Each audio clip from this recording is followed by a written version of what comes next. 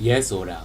El régimen cubano no es un gobierno legítimo y Joe Biden debería decirlo. ¿Cómo están amigos? Bienvenidos a Noticias Importantes. Comenzamos.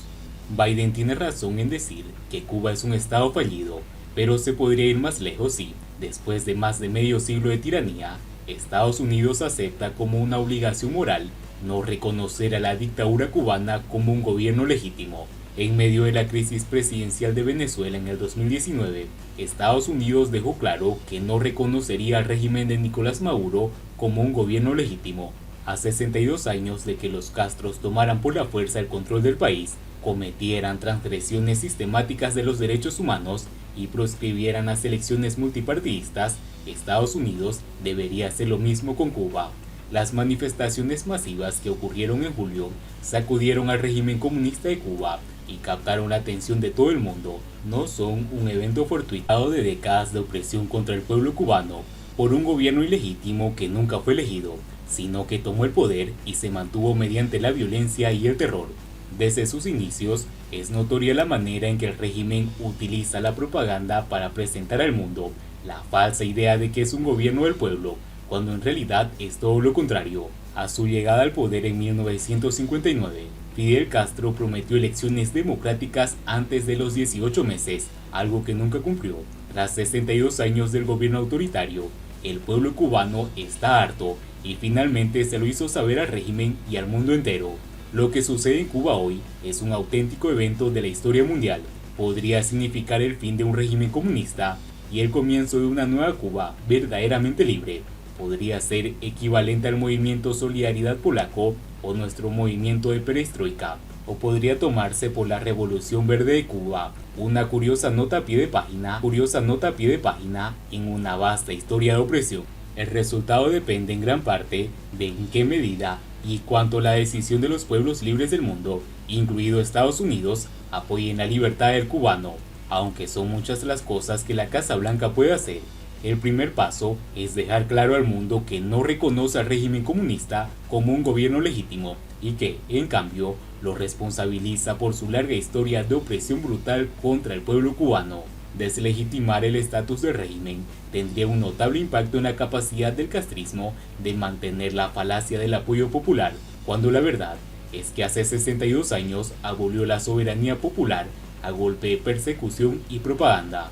Si algo hemos aprendido de las manifestaciones que abarcaron toda la isla, es que los cubanos desean que termine la dictadura comunista, que piden democracia, o como lo escuchamos gritar en las calles este 11 de julio, libertad. El resultado de un paso como el que proponemos sería significativo, al cambiar la forma en que Estados Unidos trata con Cuba, algo que podría provocar un efecto dominó en otros países que decidan aumentar la presión y así conseguir que el régimen comunista finalmente renuncie al poder.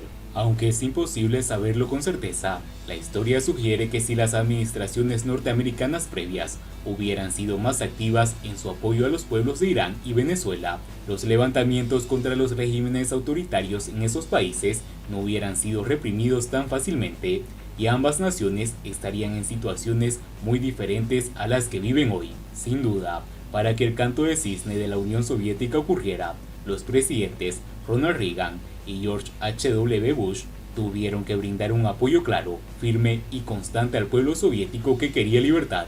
Ambas administraciones apoyaron sin equívocos a Lech Wałęsa y el movimiento de solidaridad en Polonia, respaldaron a Havel en Checoslovaquia y apoyaron a los reformadores pro democracia en la propia Rusia soviética. En última instancia, la combinación de presión interna y externa fue suficiente para que terminara la Unión Soviética y llegara a la libertad a millones de personas. Tras la muerte de Reagan, Wałęsa escribió lo siguiente: "Cuando hablo de Reagan, tengo que hacerlo en un tono personal, porque en Polonia tomamos a Reagan personalmente. ¿Por qué? Porque le debemos nuestra libertad". La lección es clara: apoyar los principios de la redención. Reagan pudo estimular y mantener viva la pasión por la libertad, allí donde estaba siendo reprimida.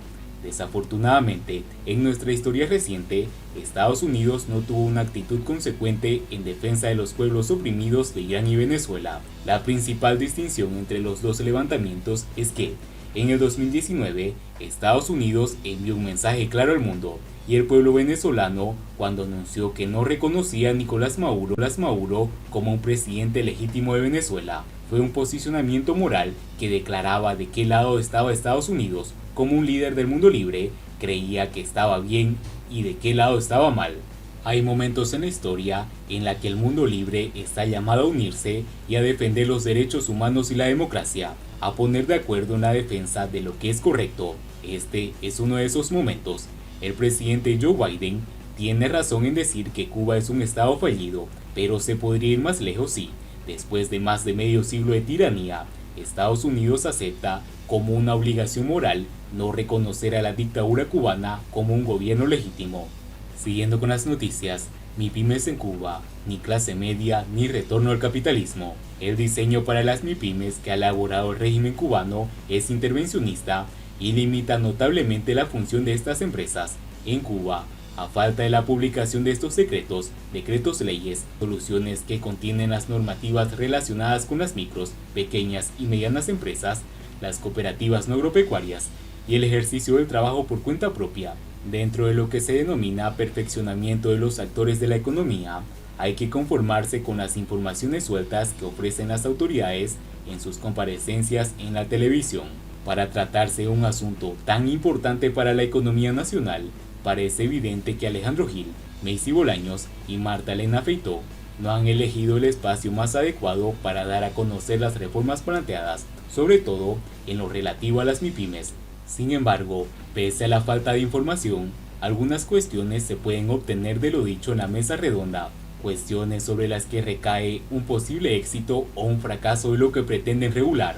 La primera es la obsesión del ministro por explicar que la aprobación de las normas no tiene que ver con las protestas sociales del 11 de julio.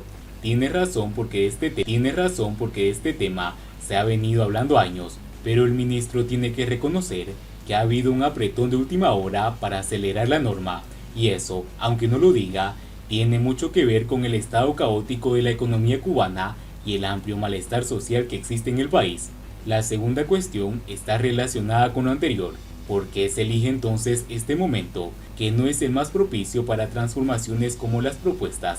Va a acabar ocurriendo como con la tarea de ordenamiento, que después de haber dormido 2 décadas esperando su momento, llegó de forma acelerada y en el peor momento posible, tras la grave crisis del coronavirus en el 2020.